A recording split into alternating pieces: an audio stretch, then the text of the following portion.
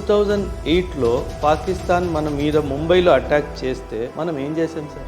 ఏమీ చేయలేదు సార్. 160 మందికి పైగా చనిపోయారు సార్. 20 మంది చనిపోతే నేను ఇంట్లోకి వెళ్ళి నిన్ను కొట్టాను. ఇప్పుడు భారతదేశం చేతులు ముడుచుకొని కూర్చోదు. మనం సపోర్ట్ చేయలేమా న్యూక్లియర్? ఒకవేళ నిజంగా మనతో మైత్రి ఉంటే అసలు మనం ఎందుకు చేయాలి సార్? ఓకే, అది మన న్యూక్లియర్ వెపన్ కదా, వాడికి ఎందుకు ఇవ్వాలి మనం? అసలు మరి పాకిస్తాన్ ఎందుకు ఇస్తాడు? వాడికి అవసరం ఉంది కాబట్టి, అంటే వాడికి డబ్బులు తెచ్చుకుంటాడు కాబట్టి. మనకు డబ్బులు అవసరం లేదు కదా సార్. అచ్చా, మనకు అడుక్కునే అలవాటు లేదు సార్. పాకిస్తాన్కు ఉన్నట్టు అడుక్కునే అలవాటు భారతదేశానికి లేదు. ఇండియన్ ఎకానమీ $4.19 ట్రిలియన్ ఎదిగినప్పుడు ఖచ్చితంగా భారతదేశంలో ఉన్న పేదరికం కూడా నిర్మూలన జరగాలి అని అంటారు. అవును సార్. 27,000 crores కుటుంబాలు పేదరికం నుంచి బయటికి వచ్చాయి అని అంటున్నారు.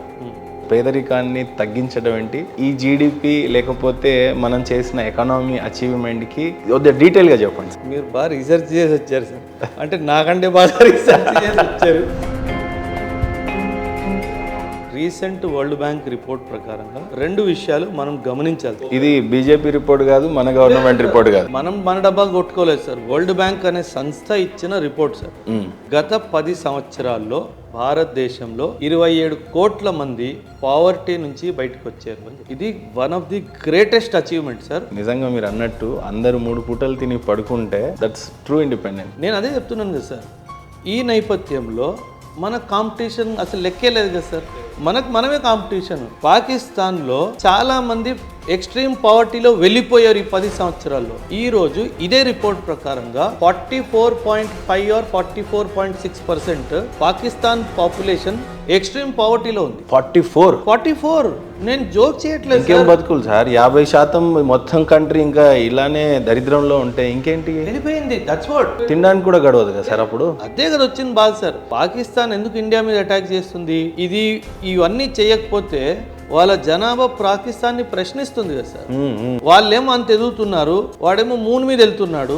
నువ్వు మాకేమి ఇచ్చావు? తినడానికి 2 పూటలు ఫుడ్ ఇవ్వట్లేదు నువ్వు. ఇప్పుడు పర్ క్యాపిటల్ ఇన్కమ్ ఫస్ట్ ఎకానమీలో ఉన్న యుఎస్ తో ఎలా కాంపిటీట్ అవుతుంది, చైనాతో ఎలా అవుతుంది, ఈవెన్ జర్మనీ కూడా ఏం తక్కువ లేదు. ఆల్మోస్ట్ 34 lakhs ఏమో అనుకుంటున్నాం. సో కనీసం థర్డ్కి పోవడం కూడా కష్టంగానే కనిపించింది. GDP divided by population. అంతే. మన పాపులేషన్ చాలా పెద్దది కాబట్టి మన జీడిపి ఎంత ఎదిగినా సరే డినామినేటర్ ఫిగర్ కూడా చాలా పెద్దది కాబట్టి రిజల్ట్ చిన్నది వస్తుంది. మన పర్ క్యాపిటల్ ఇన్కమ్ పెరగాలంటే ఒకవైపు జీడిపి పెరగాలి, రెండో వైపు పాపులేషన్ తగ్గాలి. అగైన్ మళ్ళీ కేంద్ర ప్రభుత్వం తీసుకొచ్చింది ఎన్ఆర్సి, సిఏఏ. జనాభా లెక్కలు కూడా సవరించాలి. అవును.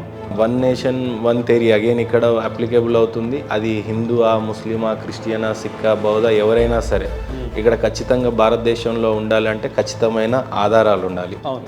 సో ఇవన్నీ అగైన్ కాంపిటీషన్ కోసమే జరుగుతున్నాయి అన్నట్టుగా అనిపిస్తూ ఉంది. మతపరంగా చేస్తున్నారని కొంతమంది విమర్శిస్తూ ఉన్నారు. Economy, socio cultural 2 tyres of the same vehicle. ఒకటి ఎకానమీ, ఒకటి సోషియో కల్చర్. మనం హిస్టారికల్ గా మన దేశాన్ని చూసుకుంటే పాపులేషన్ కంట్రోల్ అన్నది కొన్ని రిలీజియస్ బిలీఫ్ సిస్టమ్స్ లో లేవు. సో దానివల్ల కాకపోతే అది కూడా మారుతుంది సార్. Trust me. ఎందుకంటే కాస్ట్ ఆఫ్ లివింగ్ పెరిగిపోతున్న కొద్దీ ఎవరైనా సరే 2 కంటే ఎక్కువ కనే ముందు 100 సార్లు ఆలోచిస్తారు. ఇక ఎఫర్ట్ చేయలేడు వాడు బయట. ఒకడు 10 మందిని పెంచాలంటే కష్టం. ఎందుకంటే పరిస్థితులు అలాగైపోతాయి. Cost of education, cost of health బాగా పెరిగిపోతుంది కాబట్టి ఆటోమేటిక్ గా జనాభా కిందికి వస్తుంది. 2070, 2080 కల్లా మన పర్ క్యాపిటల్ ఇన్కమ్ పైకి వెళ్ళడం స్టార్ట్. ఏ రకమైనటువంటి అటెంప్ట్స్ ఇస్తే వీఆర్ ఎట్ $4.19 ట్రిలియన్ రీచ్ అయ్యాం. 178 లక్షల కోట్ల ఎకానమీ మనది ఈ రోజు. 2014 to 2024 మధ్యలో కోవిడ్ వచ్చింది అన్న విషయం మర్చిపోయారు. మనం 21-22లో సాధించాలి. పాకిస్తాన్ నా మీద యుద్ధానికి వస్తే నేను తిరిగి యుద్ధం చేస్తాను.